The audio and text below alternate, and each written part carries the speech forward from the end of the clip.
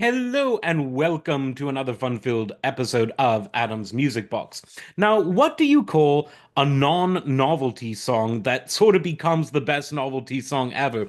Well, you'd call it the cover of the Rolling Stone by Dr. Hook and the Medicine Show, because that's kind of what it was. Now, Dr. Hook, as they dropped the Medicine Show part, they were an interesting band because they began as sort of a good time country rock band, and they really played up the image with eye patches and rootin' tootin' sort of live performances. And within less than 10 years, they evolved into a band based around very mellow, laid back songwriting that had hits on both the pop charts and the soft rock charts. And that's really something because they didn't really lose a step in terms of great songwriting ability throughout that process. So I would say well done them. But their second album, called ironically, or maybe not, Sloppy Seconds, it has this song, the cover of Rolling Stone.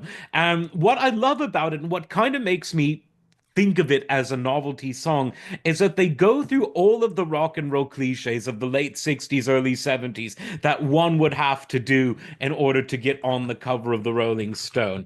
Let me just read you some of the lyrics. Find that.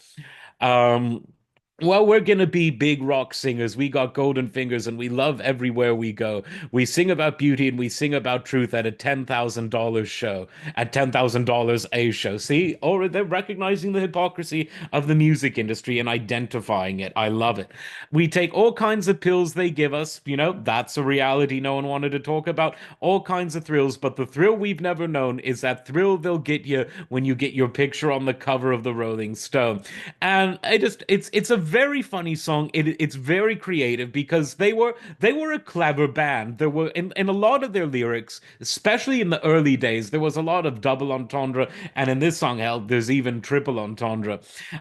So I think that even though you don't hear about the song a lot these days, I think it captured perhaps better than any song of its era just the essence of both the goods, the bads, the highs and lows of the music industry. But they did a lot of serious songs, and by the late 70s they were doing things like when You're in Love with the Beautiful Woman, a huge pop hit. They were great songwriters, and whether in their early incarnation or a few years later in their final incarnation, they really put on great shows. You can watch some of their appearances on the Midnight Special that have been uploaded to YouTube. You can see that they put on a very fun stage show. And listen to this song, the cover of Rolling Stone, because, like I said, it has all of the bases covered, and you'll laugh out loud. It still rings true today. Like, subscribe, and we'll see you next time. Take care.